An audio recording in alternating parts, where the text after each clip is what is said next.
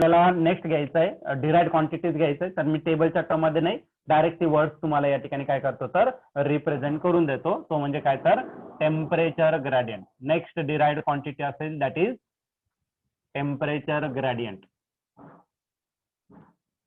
Okay, आता temperature gradient काय असतं तर ती कॉन्सेप्ट एकदा समजून घ्या. सपोज मी काय घेतलं तर एक रॉड घेतला आणि या रॉडला काय करायचं सध्या नॉर्मल टेम्परेचरला आहे, म्हणजे आपलं सराउंडिंगचं जे टेम्परेचर आहे, नॉर्मली आपल्या सराउंडिंगचं टेम्परेचर असतं 25 to 27, म्हणजे 20 to 30 डिग्री सेल्सिअस पर्यंत आपलं नॉर्मल टेम्परेचर असतं, बरोबर की नाही. तर त्या टेम्परेचरमध्ये असेल आणि याचं सगळं टेम्परेचर जे आहे ते काय तर कॉन्स्टंट आहे. आता या रॉडवरती मेटलचा रॉड आहे, या रॉडवरती मी काय केलं तर वॅक्स या ठिकाणी कनेक्ट केलंय. म्हणजे एक वॅक्स या ठिकाणी ठेवला, दुसरा या ठिकाणी असं याच्यावरती वॅक्सचे असे छोटे छोटे तुकडे ठेवलेले, कळलं का नाही. आता हे या ठिकाणी असणार आहे. तर सर्वात पहिले हे सर्व सेम टेम्परेचर आहे, म्हणजे याच्यामध्ये कोणत्या प्रकारचं मेल्टिंग होणार नाही. आता मी काय केलं पुढच्या केसमध्ये एक बर्नर घेतला आणि त्या बर्नरने काय केलं याला गरम करायला सुरुवात केलं. गरम केल्यानंतर बघा तुम्ही ऑब्झर्व कराल की पहिला जो वॅक्स होता मेन, वॅक्सला काय म्हटलं जातं तर मेन म्हटलं जातं, तर तो काय होणार तर मेल्ट होणार, बरं का नाही. त्यानंतर दुसरा होणार, नंतर तिसरा आणि सर्वात शेवटी शेवटचा जो वॅक्स आहे तो काय होणार तर मेल्ट होणार. म्हणजेच काय रे, हे टेम्परेचर जे आहे ते काय होतं इन्क्रीज होते. कसं डिस्टन्स जसं डिस्टन्स नुसार काय होतं तर इन्क्रीज होत राहतं, बरं का नाही. मग डिस्टन्स नुसार जसं डिस्टन्स वाढत जाणार तसं टेम्परेचर त्याचं काय होणार तर कमी कमी असणार, बरं का नाही.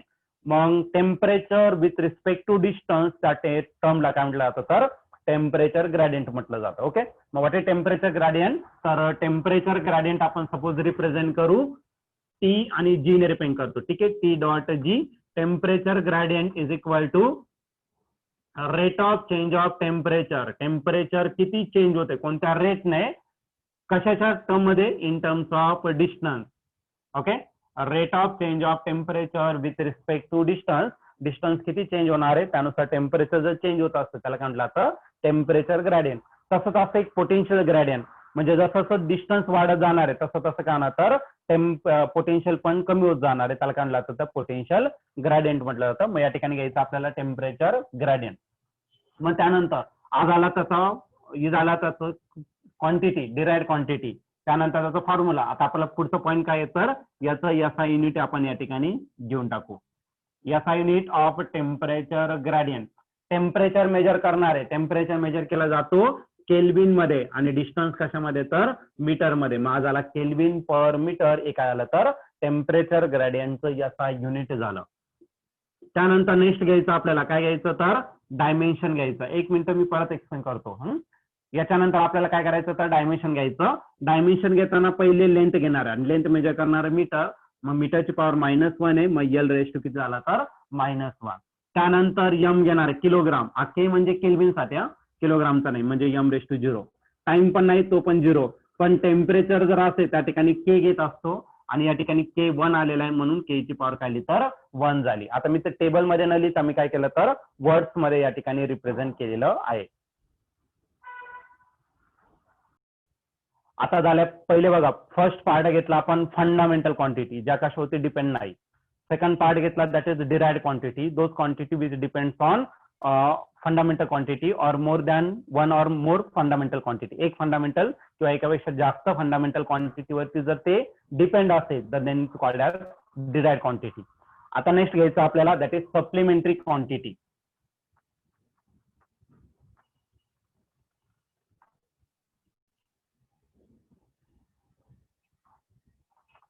नेक्स्ट क्वांटिटी आपल्याला या ठिकाणी डिस्कस करायचं तो म्हणजेच काय तर सप्लिमेंटरी क्वांटिटी. आता सप्लिमेंटरी क्वांटिटी काय असतं तर अदर दॅन फंडामेंटल क्वांटिटी किंवा डिराइव्ड क्वांटिटी, डिराइव्ड आणि फंडामेंटल क्वांटिटी व्यतिरिक्त आपण जी क्वांटिटी घेणार ती सप्लिमेंट क्वांटिटी. आता बघा या क्वांटिटीमध्ये या क्वांटिटीला कोणत्याच प्रकारचं डायमेन्शन नसतं.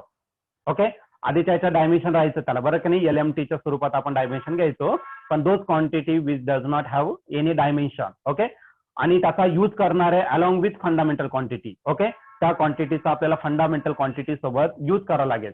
जसं की एखादं ट्रिग्नोमेट्री फंक्शन असेल, आता समजा फोर्स असेल तर तुम्हाला साइन आणि कॉस माहित असेल तर ते आपण एकदा एक्झाम्पल घेऊन टाकू. हा एक ब्लॉक आहे आणि या ब्लॉकवरती मी काय केला फोर्स अप्लाय केला एफ इतका.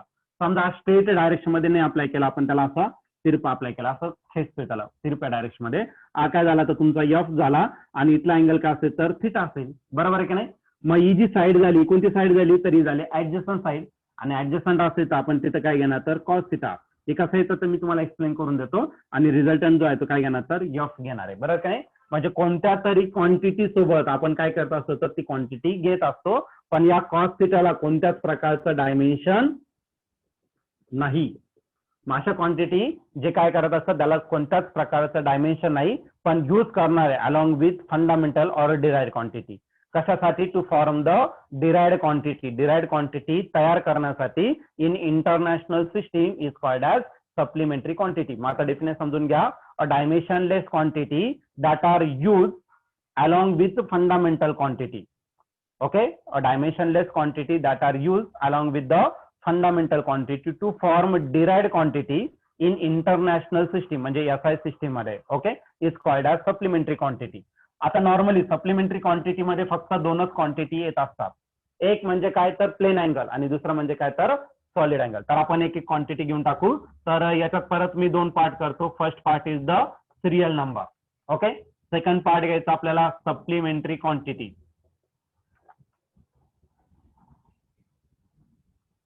Supplementary quantity.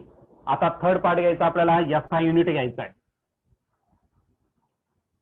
एसआय युनिट परत दोन पार्ट असणार. एक असणार त्याचं नेम असेल फुल नेम, आणि दुसरा जो पार्ट आहे तो काय करायचा फक्त सिम्बॉल घ्यायचा फुल नेम. आणि नेक्स्ट पार्ट घ्यायचा तो पण एसआय युनिट असेल, पण तो कशामध्ये घ्यायचा तर सिम्बॉलच्या टर्म मध्ये. एकच लेटर या ठिकाणी आपल्याला यूज करायचा. ठीक आहे, तर अशा पार्ट्स मध्ये आपण याला काय करणार तर डिवाइड करणार. तर सप्लिमेंटरी क्वांटिटी तर फंडामेंटल क्वांटिटी आणि डिराइव्ड क्वांटिटी व्यतिरिक्त असणार ज्याला डायमेन्शन नाहीये. तर पहिली जी सप्लिमेंटरी क्वांटिटी आहे ती आहे तुमचं plane angle. First supplementary quantity is the plane angle. आता प्लेन अँगल का असतं तर प्लेन वरती जो अँगल मेजर केला जातो, म्हणजे हा बोर्ड आहे, हा बोर्ड काय झाला तर तुमचा प्लेन झाला, आणि या ठिकाणी मी एक काय घेतला तर एक स्टार्टिंग पॉईंट घेतला, आणि त्या स्टार्टिंग पॉईंट पासून काय केलं तर एक रे या ठिकाणी ड्रॉ केला, आणि या रेला मी काय केलं तर या स्टार्टिंग पॉईंट अराउंड काय केलं तर रोटेट करायला सुरुवात केला. मग जेव्हा रोटेट करणार आहे तर हा जो रे आहे तो काय ना तो कुठेतरी जाऊन या ठिकाणी अलाइन होणार. मग या दोन रे मध्ये जो अँगल तयार होतो त्या अँगलला काय म्हटलं जातं प्लेन अँगल म्हटलं जातं. बरं का नाही? मग याचा दोन अँगल असते, पॉझिटिव्ह अँगल निगेटिव्ह अँगल. जर अँटी क्लॉकवाईज डायरेक्शन गेला तर पॉझिटिव्ह अँगल, आणि क्लॉकवाईज डायरेक्शन गेला तर निगेटिव्ह अँगल. मग जो अँगल आहे तो कशावरती तर प्लेन अँगल वरती, प्लेन वरती आहे, म्हणून या अँगलला काय म्हटलं जातं प्लेन अँगल. म्हणजे आपले नॉर्मलच अँगल. कळलं का नाही? जे आपण आतापर्यंत युज केलेले तुम्ही ते सर्व अँगल कोणते असतात तर तुमचे प्लेन अँगल, प्लेन साठी गेलेले अँगल. आता अँगल नॉर्मली आपण याच्या आधी कशामध्ये मेजर करायचो तर डिग्री मध्ये मेजर करायचो. ओके, पण according to system of international unit तर अँगल नेहमी तुम्हाला डिग्री मध्ये नाही पाहिजे, तो नेहमी कशामध्ये पाहिजे तर रेडियन मध्ये पाहिजे. ओके, हे तुम्ही मॅथ मध्ये बघितलं असेल, डिग्रीचं कन्वर्जन रेडियन, रेडियनचं कन्वर्जन डिग्री मध्ये. आता डिग्री मध्ये असेल तर त्याला रेडियन मध्ये कन्वर्ट करायला तुम्हाला पाय आणि डिवाइड बाय 180 केलं तर तो रेडियन मध्ये होतो, आणि रेडियन मध्ये असेल त्याला डिग्री मध्ये करायचं तर 180 डिवायडेड बाय पाय केलं तर तो कशामध्ये होतो तर डिग्री मध्ये कन्वर्ट होत असतो. तर हे प्लेन अँगल झालं. आता प्लेन अँगल मध्ये आपल्याला जे युनिट घ्यायचं ते डिग्री घ्यायचं नाहीये, डिग्री मध्ये असेल तरी त्याला रेडियन मध्येच करावं लागेल. मग फुल नेम जर लिहायचं असेल तर तुम्ही पूर्ण लेटर स्मॉलच पाहिजे. Full name unit, full name of unit always write in a small letter, छोट्या लेटर मध्येच लिहायचं असतं. आणि याचा जर सिम्बॉल घेतला तर सिम्बॉल कशामध्ये घेणार तर फक्त 3 लेटर युज करणार येतात. RAD, RA चालत नाही तर आपण RAD 3 लेटर किंवा 1 लेटर 2 लेटर, आणि ते शक्य नसेल तर मग 3 लेटर कडे आपण मूव्ह करत असतो. आज आला तुमचा पहिला अँगल, त्याला काय म्हटलं जातं तर प्लेन अँगल. ओके, याला कोणत्याच प्रकारचं डायमेन्शन नाही, म्हणून चौथा पार्ट मी डायमेन्शनचा टाकलेला नाहीये, फक्त या युनिट पर्यंत याला घेतलेलं आहे. ठीक आहे, आता सेकंड अँगल घ्यायचा आहे, तो म्हणजेच काय असेल तर तुमचा सॉलिड अँगल. हा जो अँगल आहे नॉर्मली रिप्रेझेंट केला जातो थिटाने रिप्रेझेंट केला जातो. बरोबर का नाही? Angle, plane angle normally theta, alpha असेल, बीटा असेल किंवा गॅमा असेल. ठीक आहे, तर या लेटरने काय केलं जातं तर अँगल रिप्रेझेंट केला जातो प्लेन अँगल, पण मोस्टली आपण थिटा जास्त यूज करत असतो. आणि हा जो सॉलिड अँगल आहे तो सॉलिड अँगल रिप्रेझेंट केला जातो डी ओहमने रिप्रेझेंट केला जातो, किंवा डी ओमेगा पण चालतो. ठीक आहे, सॉलिड अँगल. आता सॉलिड अँगल काय असतं तर नॉर्मली जे 3 डायमेन्शनल ऑब्जेक्ट असतात, फॉर एक्झाम्पल एखादा स्पिअर घेतला गोल, त्यासाठी जर तुम्ही अँगल मेजर केला तर तो कोणता असेल तर सॉलिड अँगल असेल. किंवा मग 3 डायमेन्शन मध्ये तुम्ही कोणताही ऑब्जेक्ट घेऊ शकता, त्यासाठी नॉर्मली स्पिअर रेफर केला जातो. ठीक आहे, हा सर्कलसाठी डिपेंड केला जातो. प्लेन अँगल कोणासाठी? सर्कलसाठी. तर सॉलिड अँगल कोणासाठी? तर स्पिअरसाठी. म्हणजे 2 डायमेन्शन 2D असेल, 2 डायमेन्शनल मध्ये असेल तर प्लेन अँगल, आणि 3 डायमेन्शन मध्ये असेल तर तो कोणता असतो? तर सॉलिड अँगल असतो. आता हे सॉलिड अँगल जे आहे त्याचं युनिट असतं स्टेरेडियन. स्टेरेडियन. आणि जर फक्त सिम्बॉल घेतला तर यस, आणि रॅडियनचा स्टेचा यस, आणि रॅडियनचा काय घेणार? तर आर घेणार. या 2 लेटर मध्ये तुम्ही काय करू शकता? तर सॉलिड अँगल रिप्रेझेंट करू शकता. मग आता सॉलिड अँगल काय आहे, प्लेन अँगल काय आहे, तर त्याबद्दल आपण पूर्ण डिटेल मध्ये बघणार आहे. प्लेन अँगलची डिफिनेशन, त्याचा फॉर्म्युला काय आहे वगैरे वगैरे. मग एवढ्या गोष्ट लक्षात ठेवा. प्लेन अँगल घेणारे सर्कलसाठी, सॉलिड अँगल घेणारे स्पिअरसाठी, वर्तुळासाठी, आणि या कोणासाठी? तर गोलसाठी घेणारे. कळलं का नाही? तर या प्रकारे तुम्ही काय करू शकता? तर हे 2 सप्लिमेंटरी क्वांटिटीज असेल. ओके. तर डेफिनेशन परत एकदा सांगतो. It is a dimensionless quantity. याला डायमेन्शन नाहीये. Okay. Dimensionless quantity which is use along with fundamental quantity. Fundamental quantity बरोबर त्याचा यूज करू शकता. कशासाठी? To obtain the derived quantity in SI unit. Okay. SI unit मध्ये, एसआय सिस्टीम मध्ये, SI unit मध्ये एसआय सिस्टीम मध्ये ऑब्टेन करू शकतात. Is called as supplementary quantity. Okay. Okay. Next quantity that is, त्याच्यामधलं जो आता प्लेन अँगल काय आहे त्याबद्दल आपण डिस्कस करणार आहे. आणि नॉर्मली प्लेन अँगल कशाने रिप्रेझेंट केला जातो? तर थिटाने रिप्रेझेंट केला जातो. आता मी तुम्हाला सांगितलं होतं प्लेन अँगल कधी जर एखाद्या प्लेन मध्ये असेल, म्हणजे 2 डायमेन्शन मध्ये जर असेल तर आपण काय करतो? तर प्लेन अँगल घेतो. सपोज मी काय घेतला? तर एक सर्कल घेतला. बघा या ठिकाणी काय घेतला? तर सर्कल घेतला. हा सर्कल असेल तुमचा. ठीक आहे. आणि याचा जर सेंटर घेतला, झाला तुमचा सेंटर. सपोज सेंटर रिप्रेझेंट केला, ओ ने रिप्रेझेंट केला. ओ पासून मी त्याच्या सर्कम्फरन्स पर्यंत काय घेतलं? तर एक डिस्टन्स घेतलं. आणि हा जो डिस्टन्स आहे तो काय घेतला? तर मी ए हा एक पॉइंट घेतला. ओके. ओ पासून तर सर्कम्फरन्स पर्यंत जर डिस्टन्स घेतलं तर ती सर्कलची काय होणार? तर रेडियस होणार आहे. राईट. आता बघा पार्टिकल काय करतोय? मोशन करणार आहे याच्यावरती. बरं का नाही? समजा पार्टिकल या ठिकाणी आहे आणि थोड्या वेळानंतर तो कुठे जाणार? तर या ठिकाणी जाणार. बरं का नाही? मग या दोघांमध्ये जो परत या ठिकाणी गेला समजा बी पॉइंटला. ठीक आहे. ही पण काय झाली रे? सर्कलची रेडियस. मग या 2 रेडियसने जो अँगल तयार केलेला असेल सर्कलच्या सेंटरला त्यालाच काय म्हणू शकतो? तर आपण प्लेन अँगल म्हणू शकतो. क्लिअर आहे? तर या अँगलला काय म्हणतात? Plain angle. सर्कलसाठी जो अँगल घेणार आहे त्याला प्लेन अँगल.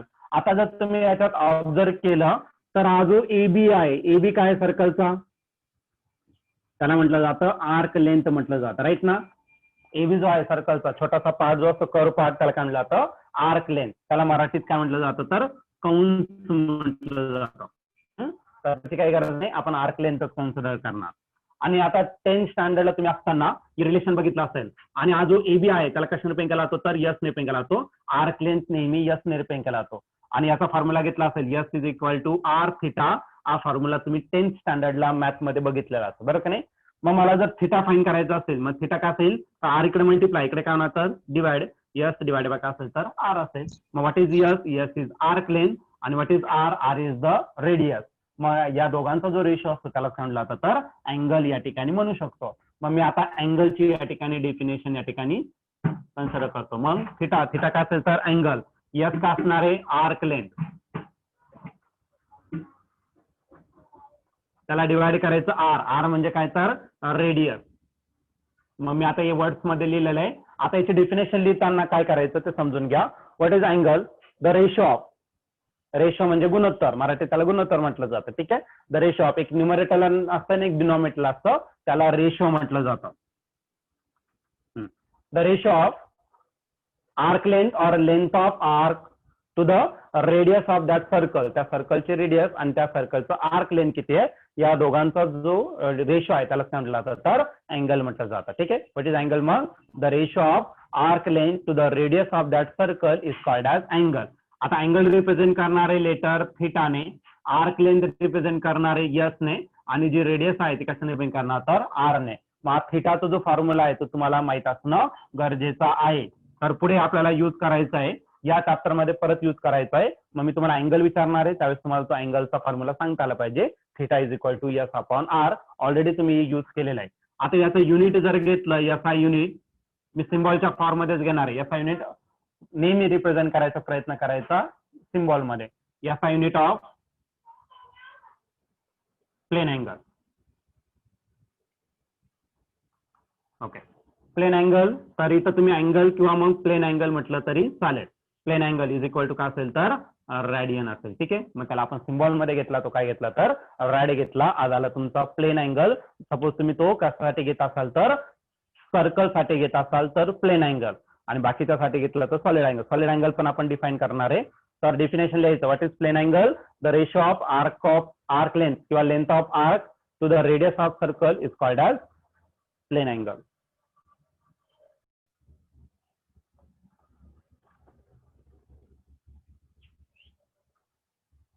सॉलिड अँगल कशाने करणार तर डी ओहम ने रिप्रेझेंट करणार. Okay, solid angle D ohm ने आपण या ठिकाणी रिप्रेझेंट करतो. आता सॉलिड अँगल मी कोणासाठी सांगितला, जर तुमचा 3 डायमेन्शन मध्ये ऑब्जेक्ट असेल तर, सर्कल असेल तर 2 डायमेन्शन आणि 3 डायमेन्शन मध्ये आपण स्पियर घेणार. राईट, मग स्पियर माहिती आहे ना तुम्हाला, गोल पूर्ण बॉल घेतला तर तो स्पियर झाला, आणि सपोज तुम्ही एखादी बांगडी घेतली, रिंग घेतलं तर ते काय झालं तर सर्कल झालं. बरं की नाही, तो डिफरन्स माहिती असेल तुम्हाला स्पियर साठी. ठीक आहे, आता जर स्पियर घेतला मी, सपोज मी काय घेतला तर या ठिकाणी स्पियर घेतला. आता स्पियर आणि सर्कल सारखं दाखवलं जातं कारण की आपण 2D मध्ये दाखवतो. ठीक आहे, तरी मी तुम्हाला थोडासा पार्ट या ठिकाणी एक्सप्लेन करून सांगतो. ठीक आहे, आता झाला तर तुमचा स्पियर झाला. ठीक आहे, आणि या ठिकाणी मी काय घेतलं तर सर्कलचं सेंटर घेतलं, आणि इथून तर इथपर्यंत डिस्टन्स घ्यायचं या सर्कलने स्पियरचा. ठीक आहे, मग हा जो पार्ट आहे हा पूर्ण असा सॉलिड असणार आहे.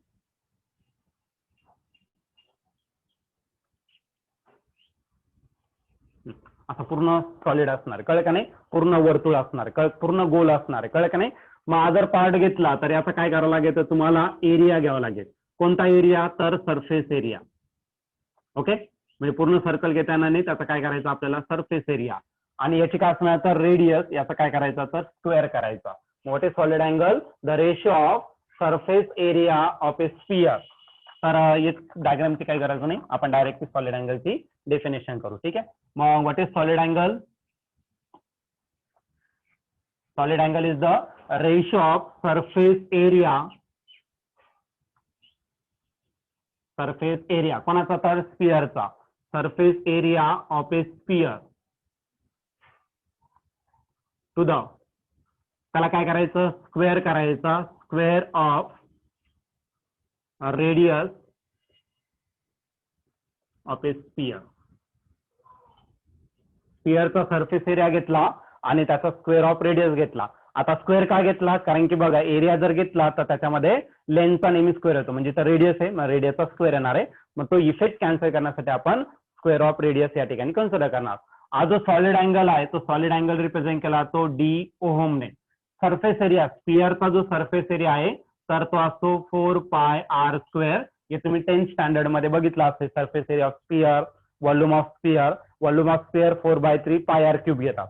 मग स्पियरचा सरफेस एरिया असतो 4πr², आणि त्याला डिवाइड करायचं कशाने स्क्वेअर ऑफ इट्स रेडियस. मग r² ने मी त्याला काय केलं तर डिवाइड केलं. r² आणि r² काय होणार तर कॅन्सल. मग सॉलिड अँगल किती असणार तर फक्त 4π. मग सॉलिड अँगलची व्हॅल्यू फिक्स राहणार आहे. जर तुम्ही स्पियर घेतला तर सॉलिड अँगल नेहमी किती असतो तर 4π असतो. ठीक आहे, मग what is solid angle? The solid angle is the ratio of surface area of sphere.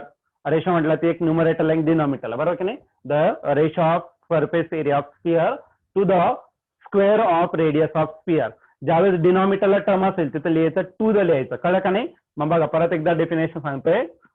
The ratio of surface area of a sphere to the square of radius of a sphere is called as solid angle. आता solid angle कशामध्ये measure केला जातो तर solid angle major केला जातो steradian.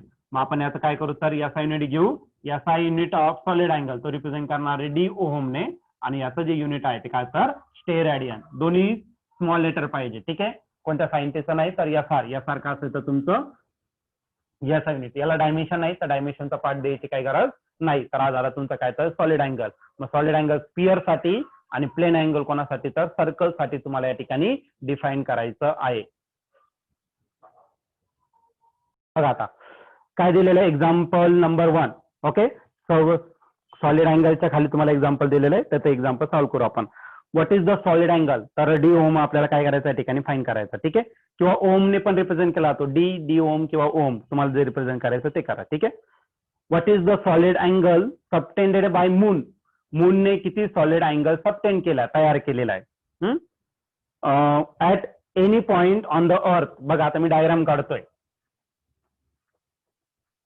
Given या ठिकाणी लिहिणार आहे. गिवन म्हणजे काय दिलेलं आहे ते आपल्याला या ठिकाणी लिहायचं, ठीक आहे. सर्वात पहिले काय दिलेलं आहे तर या ठिकाणी एक मून दिलेला आहे. अर्थच्या सरफेस पासून काय दिलेलं आहे तर तुम्हाला मून दिलेला आहे, ठीक आहे. असेल तुमचा मून, याच्यातच लिहितो मी.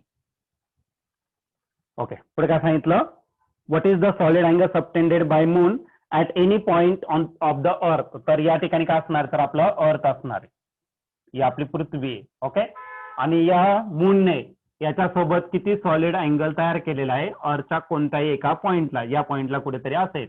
आणि इथला जो अँगल आहे तो काय असेल तर सॉलिड अँगल, तो आपण ओमने रिप्रेझेंट केला. डी ओम पण चालेल किंवा ओमने पण चालेल, ठीक आहे. पुढे पुढे काय दिलंय, given the diameter of the moon, या मूनचं डायमीटर दिलेलं आहे. Diameter of the moon,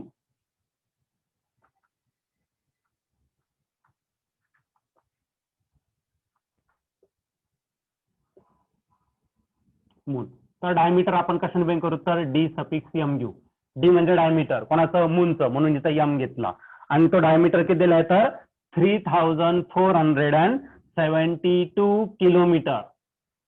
1 kilometre म्हणजे किती मीटर असतं तर 1000 मीटर असतं, हे सर्वांना माहित असेल बरं का नाही. पण एकावरती किती शून्य झाले, 3, म्हणजे 10⁻³ लिहू शकतो बरं का नाही. 10⁻³ मीटर एका झालं तर त्याचं डिस्टन्स झालं बरं का नाही. मग याचा नंबर लिहून टाका 3474 अँड 1 किलोमीटर मीन्स 10⁻³ मीटर झाला. कळलं का नाही.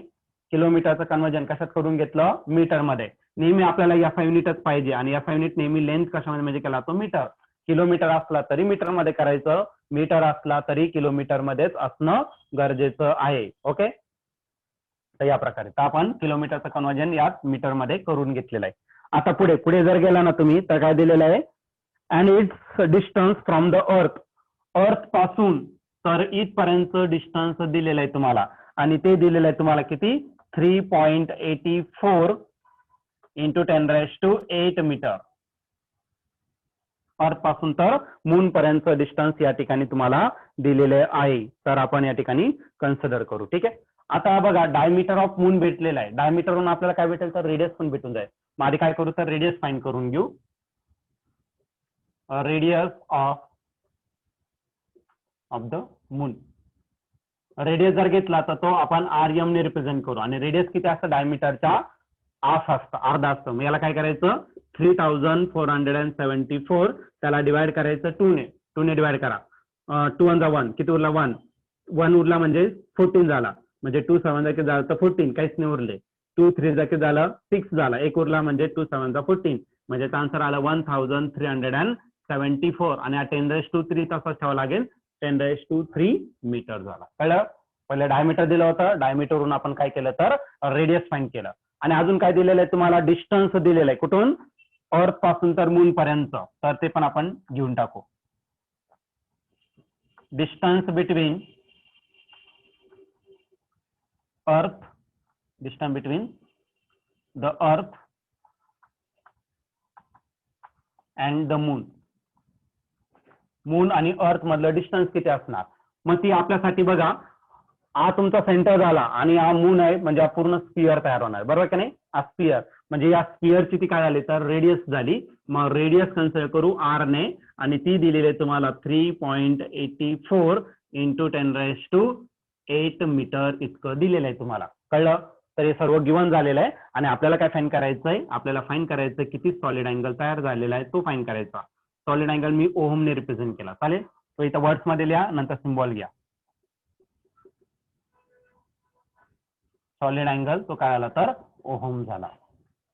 ओके, जेवढं दिलेलं होतं तर आपण या ठिकाणी काय केलं तर रिराईट केलेलं आहे. आता आपल्याला काय करायचं सॉलिड अँगल फाईन करायचं आहे. आता सोल्युशन, तर सर्वात पहिले आपल्याला काय करायचं तर सॉलिड अँगलचा फॉर्म्युला या ठिकाणी लिहावा लागेल.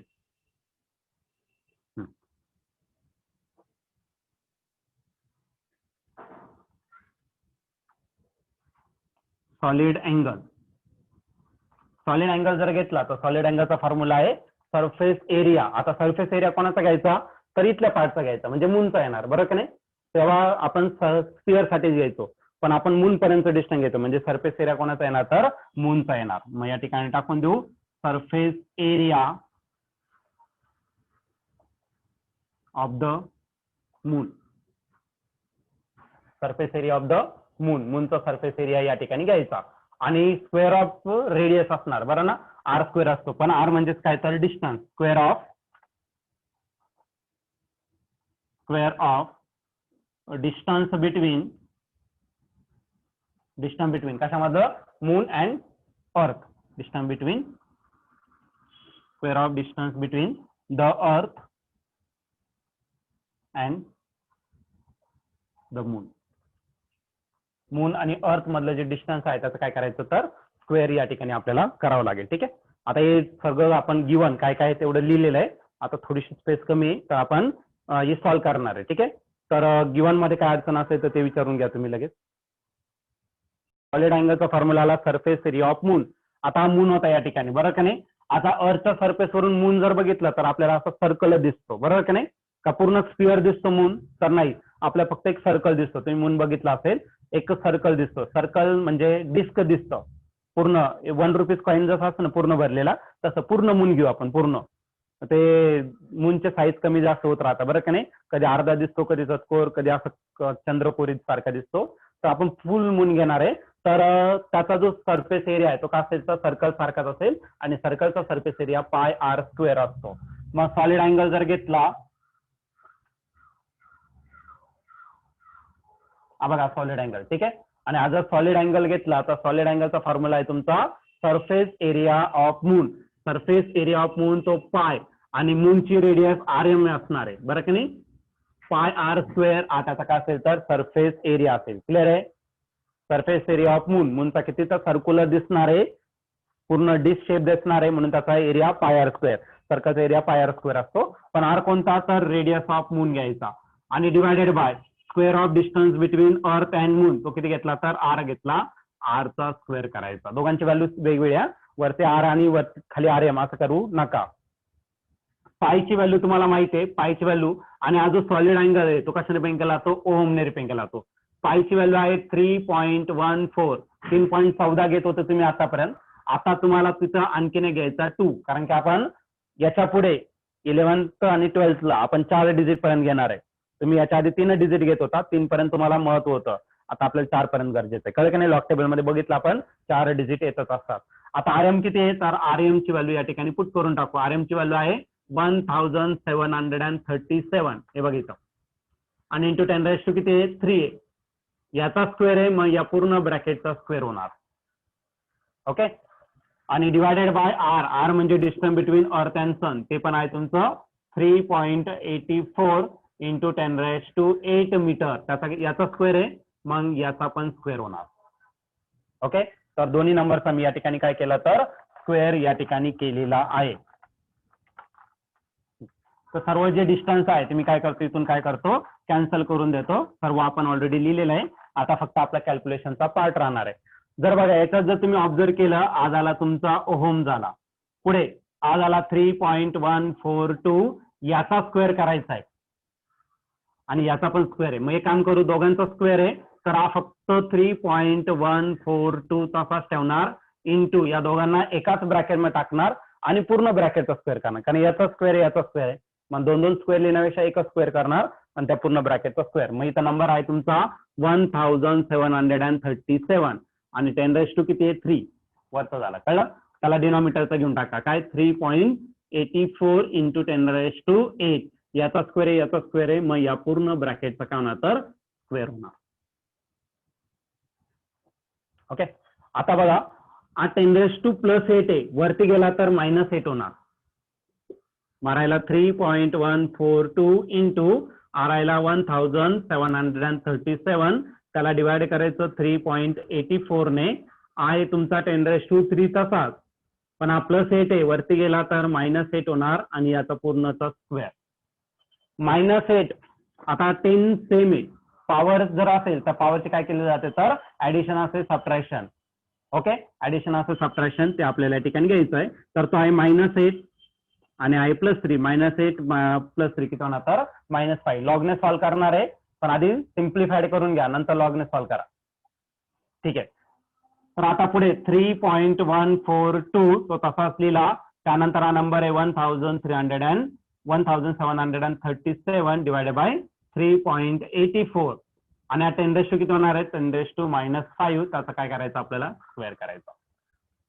ओके, आता पुढे एक स्टेप आपण घेऊ आणि नंतर मग लॉगने सॉल्व्ह करून टाकू. हा नंबर आहे 3.142. त्यानंतर हा नंबर आहे तुमचा 1737. त्याला डिवाइड करायचं 3.84. याचा मी सेपरेट स्क्वेअर करतो आणि याचा पण स्क्वेअर करतो.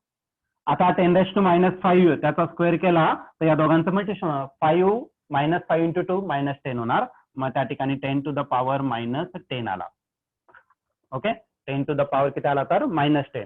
आता सर्वात पहिले याचं सॉल्व्ह करू, कारण याचा स्क्वेअर आहे. कळलं का नाही? आता लॉग मध्ये तुम्हाला माहित असेल स्क्वेअर जर असेल तर काय केलं जातं तर 2 ने मल्टिप्लाय केला जातो. सर्वात पहिले हा नंबर घेणार आहे. मग या ठिकाणी मी काय करतो तर लॉग कॅल्क्युलेशन करतो. लॉग कॅल्क्युलेशनचा पार्ट या ठिकाणी घेतो.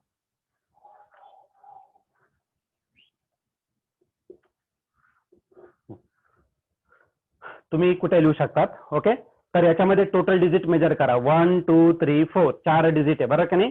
4 जर असेल त्याच्यातून एक मायनस करायचा, उरला किती 3. मग 3 का असेल तर तुमचं कॅरेक्टरिस्टिक.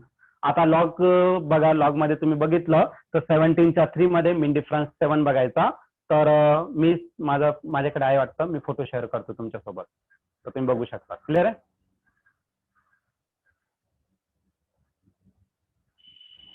ओके, तर या ठिकाणी 17 बघायचं आहे. तर पहिल्या पेजवरती तुम्हाला या ठिकाणी बघावं लागेल. तर हा मी लॉग घेतला. तर 17च्या कशामध्ये बघतोय तर 17च्या 3 मध्ये.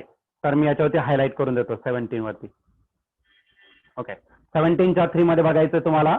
17च्या 3 मध्ये किती असणार तर 0, पहिला 0, नंतर 1 2 आणि आज आला तुमचा 3. 17च्या 3 मध्ये 0 1 2 3. तर 2388. जयेश तुम्ही मार्करचा यूज न करू. 2380 2328 आहे. ओके, आणि मीन डिफरन्स किती मध्ये बघायचा 7 मध्ये बघायचा. तर पहिले नंबर जे आहे त्याचे काय तर तुमचे 3 आहे, नंतर 3 6 आणि आला 7. तो किती तर 17 आहे बरोबर की नाही. मग याच्या 17 काय करा तर ऍड करून घ्या. या दोन्ही नंबरची तुम्हाला काय करायची तर ऍडिशन करायची आहे. विशाल गवळी, मार्काचा यूज करू नका, जरा लक्ष द्या. तर या दोघांची ऍडिशन करा. किती भेटणार? 7 भेटणार आणि 9 भेटणार, म्हणजे किती 2397 हा नंबर भेटला. त्याच्यातून हा नंबर मायनस डिवाइड आहे म्हणून काय करायचं तर मायनस करायचा. पॉईंट आहे आणि पॉईंटच्या आधी एकच डिजिट आहे म्हणून त्याची काय असते किती 0. 38च्या 4 मध्ये बघा. 38च्या कशामध्ये तर 4 मध्ये. तर मी परत एकदा फोटो तुमच्यासोबत शेअर करतोय, तर तुम्ही बघून घ्या.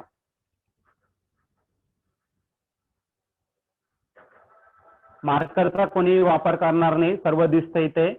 तर बघा तुमच्या पद्धतीने, ठीक आहे. नाही तर मी लेक्चर मधून त्याला रिमूव्ह करून देईन.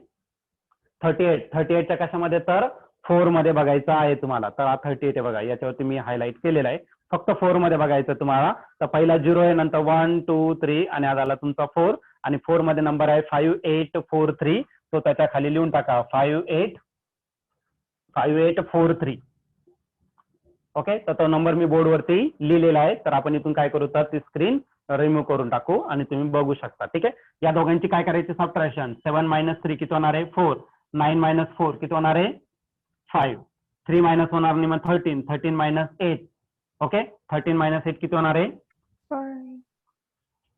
7 ना. नाही 5. 8 आणि 5 करा बरोबर 5. इकडे कॅरी गेला म्हणजे 11. हा बंद करा, माईक बंद करा. 11 - 5 किती होणार आहे 6. इकडे गेला म्हणजे 2. तुम्ही बोलू नका, मी सांगतो सगळं, मी बोलतो सगळं, मी सगळं कॅल्क्युलेशन करेल, तुम्ही काय करू नका. ठीक आहे, हे झालं याचा लॉग आणि याचा लॉग, दोघांचं डिव्हिजन झालं. पण त्याचा स्क्वेअर काढायचा. स्क्वेअर जर करायचा असेल तर जो नंबर आहे त्याने काय करायचा असतो मल्टिप्लाय. आता इथे 2 आहे ना, 2 ने मल्टिप्लाय. क्यूब असतात तर 3 ने मल्टिप्लाय. बरोबर की नाही. 2 4 जा की झाला 8. 2 5 जा की झाला 10 विथ कॅरी 1. 10 + 1 11. 2 6 जा 12. 12 + 1 13 विथ कॅरी 1. 2 2 जा 4 + 1 किती झाला तर 5 झाला. हे झालं याचं लॉग झालं फक्त. कळलं का नाही. पण हा पण नंबर राहिला, या नंबरचा पण लॉग घ्यायचा. पॉईंट बघा, आणि पॉईंटच्या आधी किती डिजिट आहे, एकच डिजिट आहे 0. 31च्या 4 मध्ये मी डिफरन्स 2 बघितला तर हा नंबर आहे 4972. आता तुम्ही बघू शकता तो नंबर मला लर्न आहे. ठीक आहे, तर 8 + 2 किती झाला 10 विथ कॅरी 1. 8 + 1 सॉरी 7 + 1 8 झाला. 9 + 1 10 विथ कॅरी 1. 3 प्लस हा झाला 4, 4 + 5 आणि हा झाला 8 आणि झालं 5. ओके, मग या सर्व नंबरचा मी काय घेतला तर याचा लॉग बघितला, त्याला 2 ने मल्टिप्लाय केलं सबट्रॅक्शन करून, नंतर याचा लॉग जो आहे तो याच्यात काय केला तर ऍड करून घेतला. मग हा जो नंबर आहे तो नंबर या ठिकाणी लिहून टाकायचा. याला काय म्हणणार तर आपण अँटीलॉग. अँटीलॉग असतो तुमचा 5.8080 आणि 10 ची पॉवर किती आहे तर 10 ची पॉवर आहे -10. आता अँटीलॉग बघताना अँटीलॉगचं पेज माझ्याकडे नाहीये सध्या, तुम्ही बघू शकता त्याच्यावर. ठीक आहे, 0.80च्या 80च्या पॉईंट नंतरचे 2 डिजिट 80च्या 8 बघा, मीन डिफरन्स बघायची गरज नाही कारण तो 0 आहे. 0.80च्या 8 मध्ये बघा बरं, 6427. 6427.